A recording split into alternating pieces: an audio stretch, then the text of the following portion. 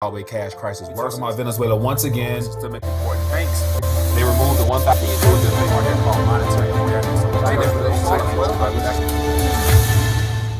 Hey there, hope all is well. Back at you today with some more RTD News updates. And as you can tell from today's title, Venezuela, a nation being divided by the USA. So I'm going to cover a couple articles in relation to what's currently going on, at least from what we're being told, and how I believe that this whole appointing of a new president outside of another president will cause a lot more harm in the country of Venezuela in the days ahead, as President Donald Trump has officially backed one president in the midst of another president cutting off complete ties with the United States of America. But before I dive into today's articles, as always, next recession. Recession will be a recession. We're going to hit a recession. The date of the next recession. A U.S.-only recession typically lasts 8 to 10 months. A crash is coming. If you have the right plan to set up, you can make a lot of money from this.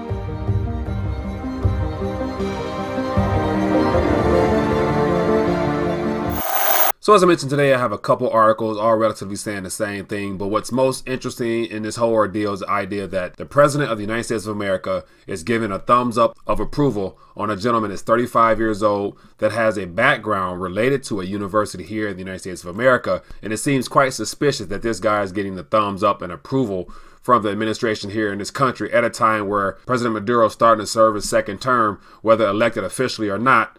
But at the end of the day, once again, what does that have to do with the best interests of our country here, apart from the fact that Venezuela is one of the most naturally rich countries in the world? Nevertheless, the idea that they have a very large oil supply that's untapped, and I would assume that it has a lot to do with that, as well as other things. So the very article here is from CNN Politics. It says, Trump recognizes Venezuelan opposition leader as nation's president. Scroll down a little bit, give you an idea what's going on. It says President Donald Trump on Wednesday announced that he is recognizing Venezuelan opposition Juan Guaidó as a legitimate president of Venezuela. It says, quote, in its role as the only legitimate branch of government duly elected by the Venezuelan people, the National Assembly invoked the country's constitution to declare Nicolas Maduro illegitimate. It says Trump also urged the government to recognize Guaido, adding that he, quote, will continue to use the full weight of the United States economic and diplomatic power to press for the restoration of the Venezuelan democracy.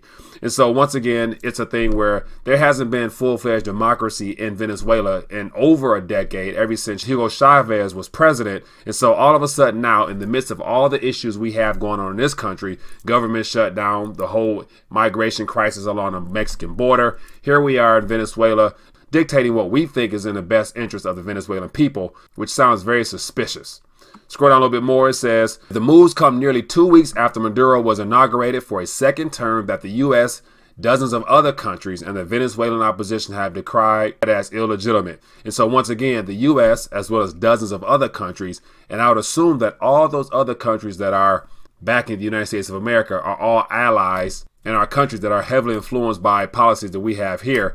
And then we know the countries that are in support of Maduro, which happen to be all the countries that the U.S. is not on good terms with Iran, Cuba, Russia, Syria. And so you guys get that trend there. All the enemies of the U.S. are in support of Maduro, but yet the allies of the U.S. are not.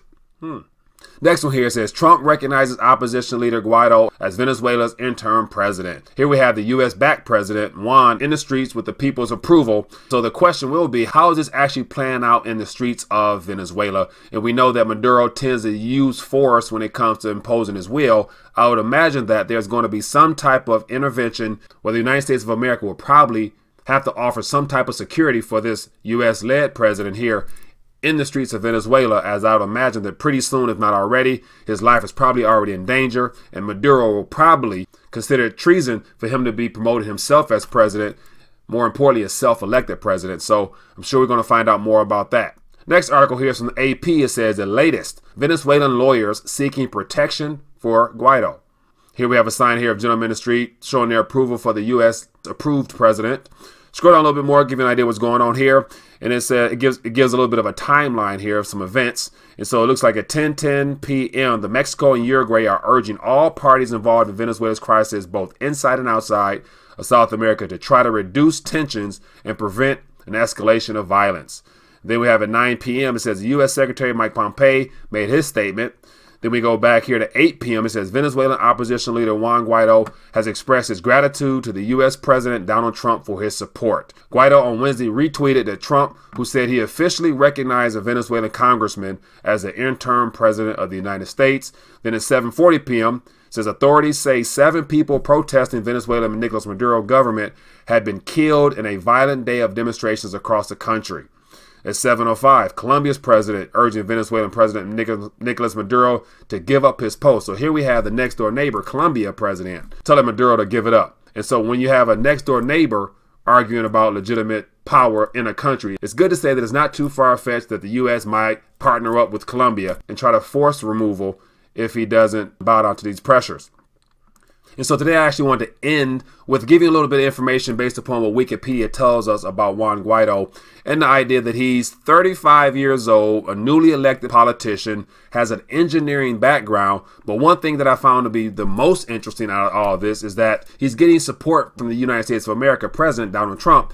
But I didn't find it a coincidence that he happens to be a graduate of George Washington University in D.C. Not sure what time he attended school there, but yet if you look to connect all the dots together, here you have a young political figure, has ties to the U.S. in Washington, D.C. from a university, has an engineering background, a recently appointed political figure, all of a sudden comes out of nowhere, gets elected as interim president within a couple of weeks ago, and he has the U.S. approval already, not knowing what type of approach he has, what his philosophy is, but yet he's going to restore democracy to a country that's been in complete disarray for several decades now.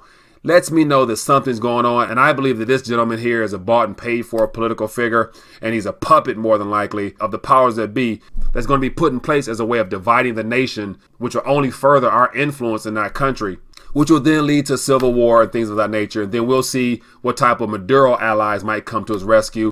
This kind of seems like it might play out like it did in Syria, where Russia stepped in to help Assad remain in power during his tenure there, as once again the U.S. approved of the opposition to the Assad regime, as they like to call it. So just wanted to share my thoughts on this and how I believe this is all a setup for something a lot worse. But yet once again, we'll see how this plays out. But once again, those war drums are beating, and I'm not surprised. I'm curious to find out what your thoughts are. Leave a comment down below, and I'll see you later.